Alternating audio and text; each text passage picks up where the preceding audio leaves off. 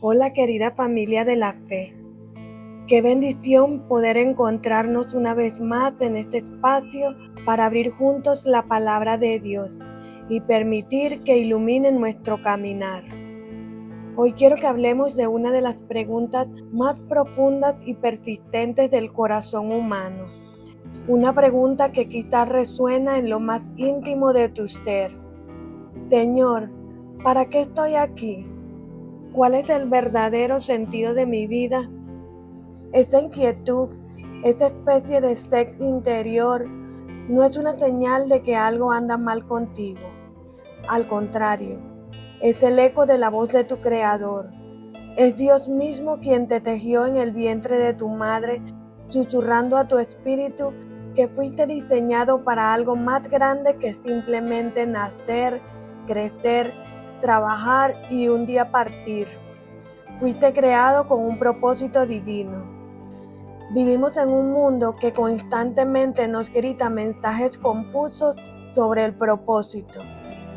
Nos dice que nuestro propósito es tener éxito, acumular riquezas, alcanzar fama o simplemente ser feliz a cualquier costo.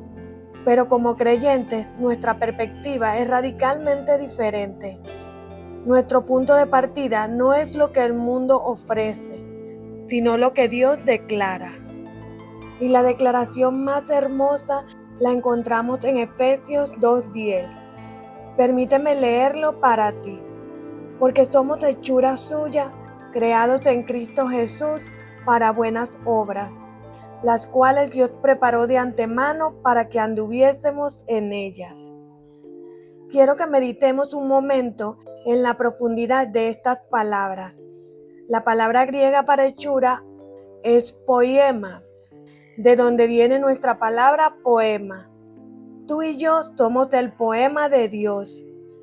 No somos un producto de una línea de ensamblaje cósmica, sino una obra de arte única diseñada con amor, con detalle y con una intención específica por el más grande de los artistas.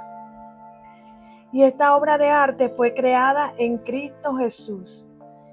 Esto es clave. Nuestro propósito no se encuentra fuera de Él, sino dentro de una relación viva y creciente con nuestro Salvador. Y fuimos creados para buenas obras, pero no cualquier buena obra que se nos ocurra. Son obras que Dios preparó de antemano. Imagina esto por un momento. Antes de que el tiempo comenzara, el arquitecto del universo ya había diseñado un camino único para ti. Un sendero lleno de significado, de servicio y de gloria para Él. Tu propósito no es algo que debas inventar, es un tesoro que debes descubrir. A menudo cometemos el error de pensar que el propósito de Dios tiene que ser algo espectacular y visible para todos. Ser un pastor famoso, un misionero en tierras lejanas o un cantante de alabanza reconocido. Y aunque Dios ciertamente llama a personas a esos ministerios, esto ha reducido nuestra comprensión de su plan. El propósito de Dios es mucho más íntimo y a la vez mucho más expansivo. Se trata de reflejar su carácter en el lugar donde te ha puesto ahora. Pensemos en David. Antes de ser rey fue un pastor. Tu propósito en ese desierto no era soñar con el trono, sino ser el mejor pastor posible para las ovejas de su padre. Aprendió a ser valiente enfrentando leones y osos. Aprendió a tener intimidad con Dios componiendo salmos bajo las estrellas. Estaba cumpliendo el propósito de Dios para esta etapa de su vida. Y fue su fidelidad en lo pequeño, en lo oculto, lo que lo preparó para la grandeza de su llamado público. Así que esa inquietud que sientes, ese anhelo de significado, es la primera señal. Es el Espíritu Santo moviéndose en ti, invitándote a buscar más profundo, a mirar más allá de lo superficial. Es la invitación a comenzar el viaje más emocionante de todos, el de alinear tu vida con el corazón de aquel que te creó. Esta es solo la base. el fundamento sobre el cual construiremos en las próximas reflexiones. Hemos establecido que fuimos creados como una obra de arte con propósito preestablecido en Cristo. Si esta reflexión inicial ha tocado tu corazón y sientes que es el comienzo de algo importante en tu vida, quiero invitarte a que te unas a esta comunidad de fe. Suscríbete al canal y activa esa campanita para que no te pierdas la continuación de esta guía. En la próxima parte vamos a abordar un paso absolutamente crucial. ¿Cómo podemos aprender a escuchar la voz de Dios en medio de los afanes de nuestro mundo? Te aseguro que será un tiempo de gran bendición. Ya establecimos una verdad maravillosa. Somos un poema de Dios, una obra de arte creada en Cristo Jesús para un propósito que Él mismo diseñó desde la eternidad. Pero esto nos lleva a una segunda pregunta, quizás la más difícil de todas. Si Dios tiene un propósito y un plan para mí, ¿cómo puedo conocerlo? ¿Cómo puedo escuchar su dirección en medio de un mundo que grita sin cesar por nuestra atención? Pensemos en nuestro día a día. Desde que despertamos, somos bombardeados. Notificaciones del celular, noticias alarmantes, la exigencia del trabajo o los estudios, las opiniones de los demás en redes sociales, nuestras propias listas de pendientes. El ruido es constante y abrumador. Es como intentar escuchar un susurro en medio de un concierto de rock. Sencillamente es casi imposible. Y a ese ruido externo debemos sumarle el ruido interno, nuestros miedos, nuestras ansiedades, las voces de heridas pasadas, nuestras propias ambiciones y deseos que a veces se disfrazan de voluntad de Dios. En esta atmósfera de caos, ¿cómo discernimos la voz apacible de nuestro Padre Celestial? La Biblia nos da una pista preciosa en la historia del profeta Elías. En el primer libro de Reyes, capítulo 19, encontramos a un Elías agotado, temeroso y huyendo para salvar su vida. Se esconde en una cueva en el monte Oreb, el monte de Dios, y allí tiene un encuentro que cambiará su perspectiva de las cosas. Dios le dice que salga y se ponga delante de él, y entonces la escritura dice que vino un viento poderoso que rompía las montañas, pero Dios no estaba en el viento. Después un terremoto, pero Dios no estaba en el terremoto. Luego un fuego, pero el Señor tampoco estaba en el fuego. Y después del fuego vino un silbo apacible y delicado, un susurro, y al oírlo, Elías cubrió su rostro con su manto y supo que era Dios quien le hablaba. Esta es una de las lecciones más profundas que he tenido que aprender en mi propio caminar. Dios raramente grita. Su voz no compite con el escándalo del mundo. Él nos invita a la quietud. Él nos habla en la intimidad del susurro. Nuestro propósito, por lo tanto, no se revela en medio de la distracción, sino en la disciplina de la atención espiritual. Entonces, ¿cómo podemos empezar a apagar el volumen del mundo para poder sintonizar el susurro de Dios? Te propongo 3 disciplinas básicas. La primera es cultivar momentos de silencio y soledad. Sé que suena radical en nuestra cultura hiperconectada, pero es absolutamente esencial. Jesús mismo nos dio el ejemplo. Marcos 1:35 dice que, levantándose muy de mañana, siendo aún muy oscuro, salió y se fue a un lugar desierto y allí oraba. Jesús, el Hijo de Dios, necesitaba apartarse del ruido para conectar con el Padre. ¿Cuánto más nosotros? Empieza con algo pequeño, quizás 10 minutos al día. Apaga el teléfono, la televisión, la música. Siéntate en silencio. Al principio te sentirás incómodo. Tu mente correrá a 1000 por hora, pero persevera. En ese silencio le estás diciendo a Dios: Señor, aquí estoy. Mi atención es tuya. Quiero escucharte. La segunda disciplina es la inmersión deliberada en su palabra. La Biblia no es solo un libro de historias. Es la principal manera en que Dios nos habla hoy. El Salmo 119, 105 dice: Lámpara es a mis pies tu palabra y lumbrera a mi camino. Pero, ¿cómo funciona esto? Imagina que la palabra de Dios es como la voz inconfundible de un ser amado. En un cuarto lleno de gente hablando, puede distinguir su voz entre todas las demás, porque la conoces íntimamente. De la misma manera, cuando nos sumergimos en la Biblia, no solo para leerla, sino para meditarla, estamos entrenando nuestro oído espiritual. Aprendemos a reconocer la voz de Dios, su carácter, su sabiduría, sus promesas. Empezamos a pensar como Dios piensa, a valorar lo que Él valora. Su palabra se convierte en el filtro a través del cual examinamos nuestras decisiones, nuestros pensamientos y las voces que nos rodean. Te animo a que no solo la leas, sino que le preguntes al Espíritu Santo, Señor, ¿qué me quieres decir a través de esta palabra? ¿Cómo se aplica esto a mi vida, a mi búsqueda de propósito? Y la tercera disciplina es transformar nuestra oración de un monólogo a un diálogo. Muchas veces nuestra oración es una larga lista de peticiones. Hablamos y hablamos y al decir amén nos levantamos y nos vamos. Pero la oración es una conversación. Implica hablar, sí, pero también implica escuchar. Después de presentarles tus anhelos y preguntas a Dios, quédate en silencio, espera, aprende a estar quieto en su presencia. A veces, Él te hablará trayendo un versículo a tu mente. Otras veces, te dará una profunda sensación de paz sobre una decisión. Otras, simplemente sentirás su amoroso abrazo, que te da la fuerza para dar el siguiente paso. Silencio, palabra y oración expectante.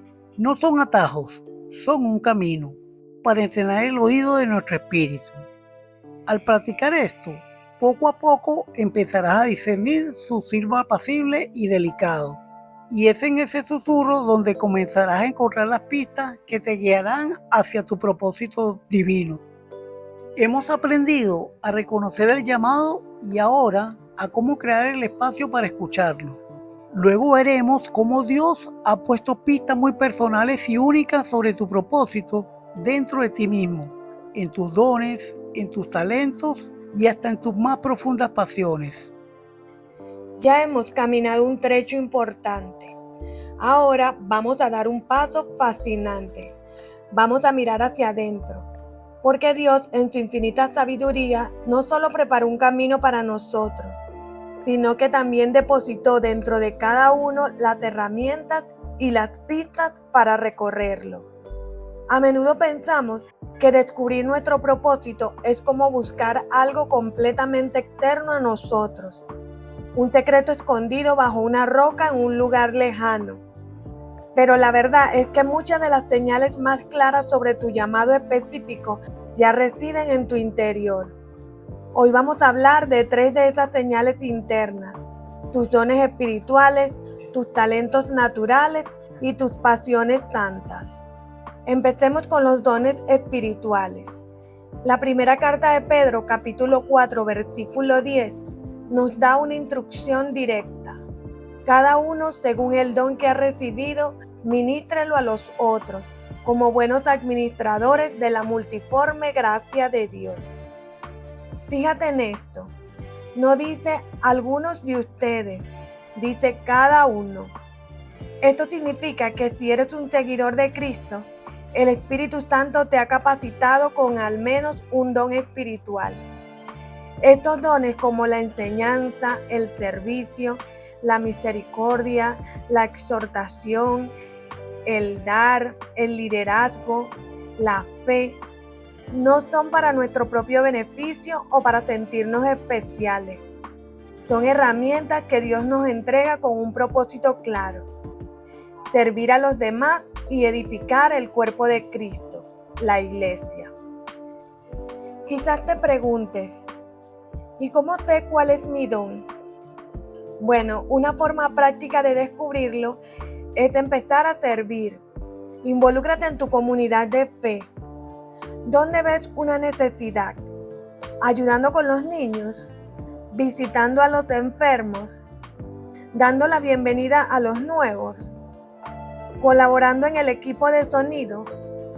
Al ponerte en acción, empezarás a notar 2 cosas.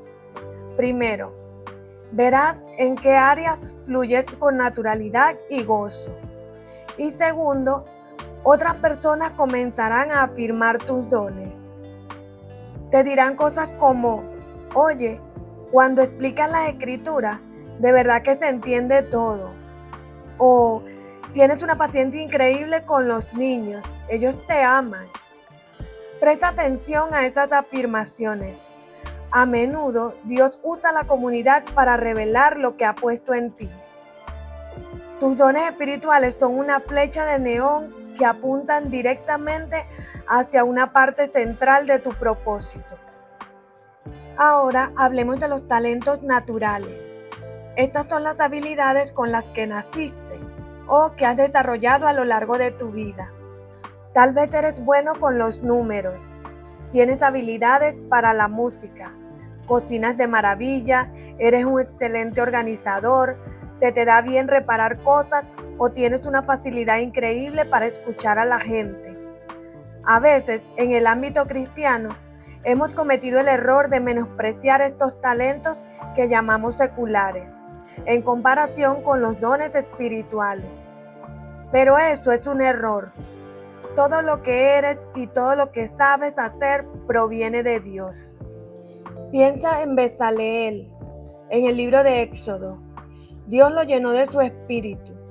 Éxodo 31, 3 al 5 dice: y lo he llenado del espíritu de Dios, en sabiduría y en inteligencia, en ciencia y en todo arte, para inventar diseños, para trabajar en oro, en plata y en bronce, y en artificio de piedras para engastarlas, y en artificio de madera para trabajar en toda clase de labor. Dios usó los talentos artísticos de Bezaleel para construir el tabernáculo, el lugar de su presencia. De la misma manera, Dios quiere usar tus talentos. Tus habilidades para las finanzas pueden ayudar a una familia a salir de deudas. Tu don para la cocina puede bendecir a una persona enferma. Tu talento organizativo puede hacer que un ministerio en la iglesia funcione con excelencia. No subestimes lo que Dios ha puesto en tus manos. Santifica tus talentos. Ofréceselos a Dios y pregúntale: Señor, ¿cómo puedo usar esto para tu gloria? Finalmente, hablemos de las pasiones santas. ¿Qué es aquello que enciende tu corazón? ¿Qué te indigna? ¿Qué te hace llorar? ¿Qué causa social o qué grupo de personas mueve tu espíritu a la compasión? Esta carga, esta pasión que sientes, a menudo es una guía divina. Nehemías sintió una pasión abrumadora cuando escuchó que los muros de Jerusalén estaban en ruinas. Esta pasión lo movió a la oración, a la acción y al cumplimiento de uno de los propósitos más grandes de su vida. ¿Te apasiona la justicia para los oprimidos? Quizás Dios te llama a involucrarte en ministerios que trabajan en esta área. ¿Te rompe el corazón por los jóvenes que se sienten perdidos? Quizás tu propósito implica ser un mentor o un líder juvenil.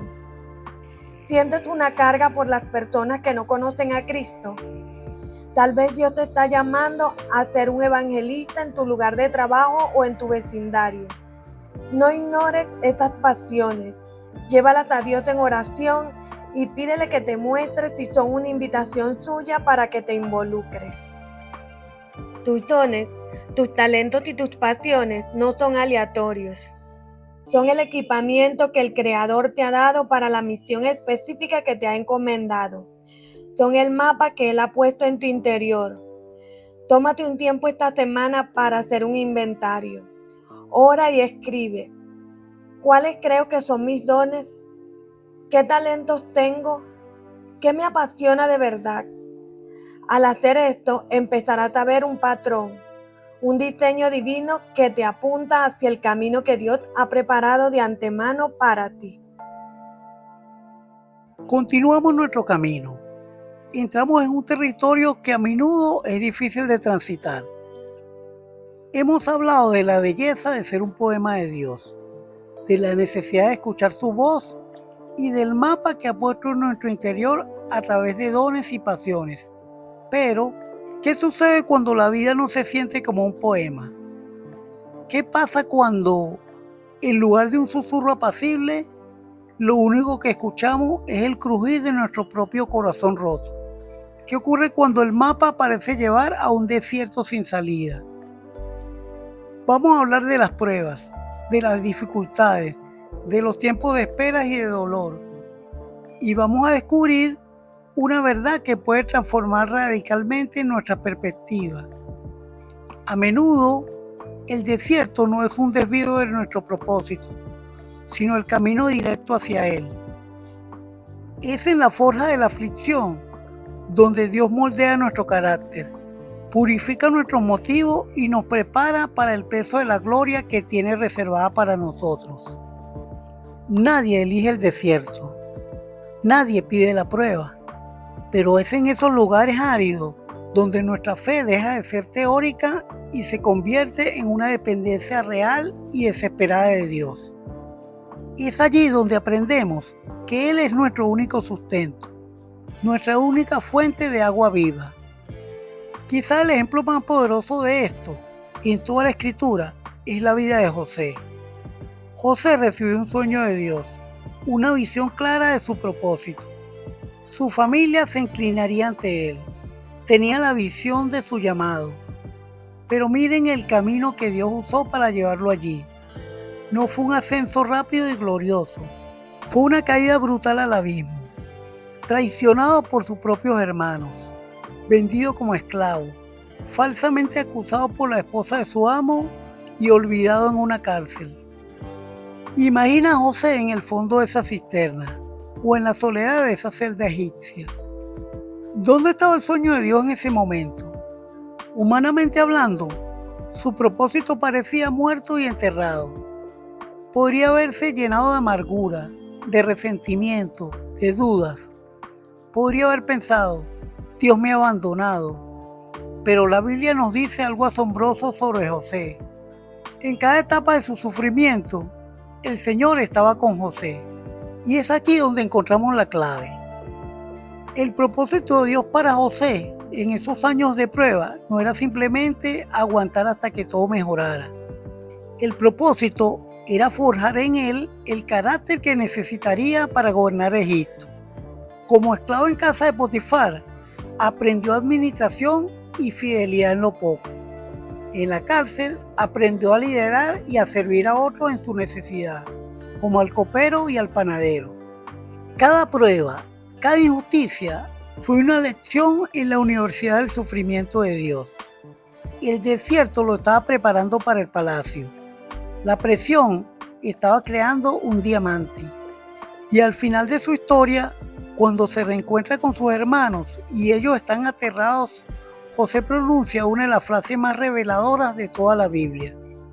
Él les dice, en Génesis 50:20, vosotros pensasteis mal contra mí, mas Dios lo encaminó a bien, para hacer lo que vemos hoy, para mantener en vida a muchos pueblos. ¡Qué perspectiva tan increíble! José pudo mirar hacia atrás a toda la traición y el dolor, y no vio un accidente, no vio un error de Dios, vio la mano soberana de su Padre Celestial, usando incluso la maldad de los hombres para cumplir su plan perfecto. Amigo, no sé cuál es el desierto que estás atravesando hoy. Quizás es la pérdida de un trabajo, una enfermedad, una relación rota, una espera que parece interminable por algo que anhelas profundamente. Quiero que escuches esto con todo tu corazón. Si has puesto tu vida en las manos de Cristo, tu sufrimiento no es en vano. Dios está obrando en medio de tu prueba. El apóstol Pablo, quien vivió naufragio, azotes y prisiones, nos lo confirma en Romanos 5, del 3 al 4. Y no solo esto, sino que también nos gloriamos en las tribulaciones, sabiendo que la tribulación produce paciencia, y la paciencia prueba, y la prueba esperanza. Dios está usando la presión para producir en ti paciencia, para forjar un carácter que lo refleje a Él. y para darte una esperanza que no depende de las circunstancias, sino de su fidelidad inquebrantable. Así que si te sientes en el desierto, no te desesperes, aférrate a Él, permítele que te enseñe en la soledad, permítele que sane tus heridas en la oscuridad, permítele que forje en ti un carácter de oro puro, porque a menudo la herida que Dios sana en ti se convierte en el ministerio que usarás para sanar a otros. Tu desierto se convertirá en un oasis para muchos, y el dolor que has soportado te capacitará para cumplir una parte de tu propósito que nunca habría podido alcanzar sin él. Hemos llegado casi al final de nuestra reflexión, pero si Dios lo permite, al verdadero comienzo de una nueva etapa en tu vida. Descubrimos que somos el poema de Dios. Aprendimos a buscar su susurro en el silencio. Examinamos el mapa de nuestros dones y pasiones y encontramos sentido incluso en los desiertos más áridos. Y ahora, con toda esta revelación, puede surgir una última pregunta. ¿Y ahora qué hago con todo esto? ¿Cuál es el siguiente paso? A veces la inmensidad del propósito de Dios puede paralizarnos. El miedo a equivocarnos, a tomar el camino incorrecto, a decepcionar a Dios, puede ser tan grande que terminamos por no hacer nada, esperando una señal escrita en el cielo. Hoy quiero liberarte de esa parálisis con una verdad simple pero transformadora. El propósito de Dios no es un destino al que llegas, es una caminata que empiezas. No se trata de tener el mapa completo de tu vida con cada curva y cada parada detallada. Se trata de tener suficiente luz para dar el siguiente paso con fe. Como dice el Salmo 119:105, tu palabra es lámpara a mis pies y lumbrera a mi camino. Una lámpara a tus pies no ilumina el final del sendero, a kilómetros de distancia. Ilumina justo delante de ti, lo suficiente para que no tropieces al dar el siguiente paso. Entonces, ¿cómo empezamos a caminar? ¿Cómo damos este primer paso práctico? Permíteme ofrecerte 3 acciones finales, 3 llaves para abrir la puerta y empezar a vivir tu propósito hoy mismo. Primero, obedece la luz que ya tienes. En lugar de pedirle a Dios que te muestre los próximos 10 pasos, pregúntale, Señor, ¿qué es lo que ya me has mostrado que debo hacer? ¿Te ha estado inquietando la idea de perdonar a alguien? Hazlo. ¿Sabes que necesitas ser más disciplinado en tu tiempo de oración y lectura bíblica? Empieza mañana con solo 10 minutos. ¿Sientes el llamado a servir en un área pequeña de tu iglesia? Ofrece tu ayuda esta semana. La fidelidad en lo poco es el lenguaje que Dios entiende y bendice. En la parábola de los talentos, el siervo que fue fiel con lo que se le dio, recibió más. Dios no te va a confiar un ministerio más grande si no eres fiel en las responsabilidades pequeñas que ya tienes frente a ti. Tu propósito se despliega en la obediencia diaria. Segundo, da el primer paso aunque tiembles. La fe no es la ausencia de miedo, es la acción a pesar del miedo. Basado en tus dones y pasiones que ya identificaste, ¿cuál es un pequeño paso de acción que podrías dar? Si sientes pasión por la escritura, no esperes a tener un contrato para un libro. Escribe una reflexión y compártela con un amigo. Si tienes el don de la hospitalidad, no esperes a tener una casa más grande. Invita a alguien a tomar un café. Si sientes que Dios te llama a la música, no esperes a estar en un gran escenario. Cántale al Señor en tu habitación con todo tu corazón. Recuerda a Pedro, que para caminar sobre el agua tuvo que hacer algo aterrador. Tuvo que salir de la barca. El milagro sucede cuando nuestros pies dejan la seguridad de lo conocido y pisan la superficie de lo que parece imposible, confiando en la palabra de Jesús. Tercero, vive en comunidad y rinde cuentas. El propósito de Dios nunca es un viaje solitario. Fuimos creados para ser parte de un cuerpo, la iglesia. Comparte tus anhelos, tus miedos y los pequeños pasos que estás dando con un mentor, un pastor o algún hermano maduro en la fe. Proverbios 11:14 dice: donde no hay dirección sabia, caerá el pueblo, mas en la multitud de consejeros hay seguridad. La comunidad nos protege del engaño, nos anima cuando queremos rendirnos y a menudo es el instrumento que Dios usa para confirmar nuestro llamado. Ellos ven cosas en nosotros que nosotros mismos no podemos ver.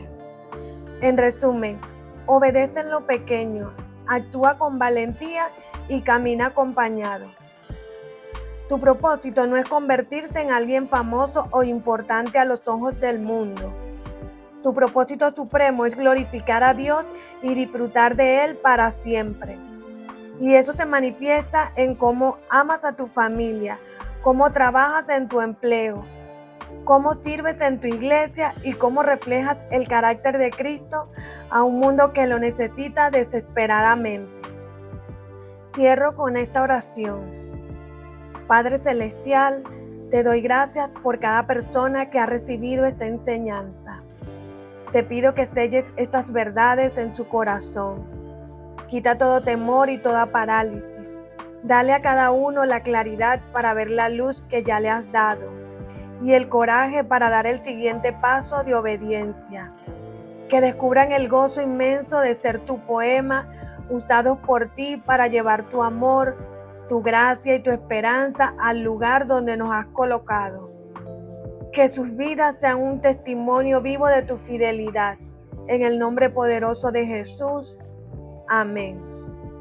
Si este mensaje ha sido de bendición para tu vida, si ha encendido una chispa de esperanza en tu corazón, te invito a que seas parte permanente de esta familia. Suscríbete para que sigamos creciendo juntos.